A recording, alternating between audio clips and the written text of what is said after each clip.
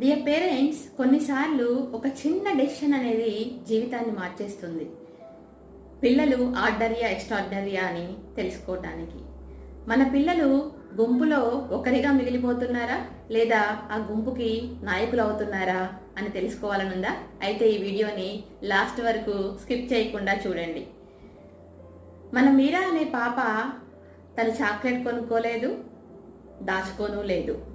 ఆ కాయిన్ తీసుకెళ్ళి వాళ్ళ టీచర్కి ఇచ్చింది.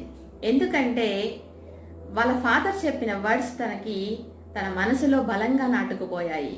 అదేంటంటే, మనకు కానిది ఎప్పుడూ కూడా మనకు శాంతి ఇవ్వదు అని. ఆ పాప అట్రాక్షన్కి గురి కాకుండా విలువలకు మాత్రమే లొంగిపోయింది.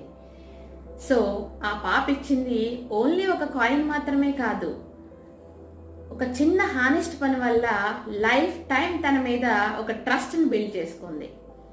నాయకులంటే అప్పటికప్పుడు స్టేజెస్ మీద, ఆఫీసులలోనూ కమాండ్స్ చేసే వాళ్ళను నాయకులు అనరు. చిన్ననాటి విలువలు, చిన్న చిన్న నిర్ణయాల్లో నుంచే నాయకులు అనేవాళ్ళు తయారవుతారు.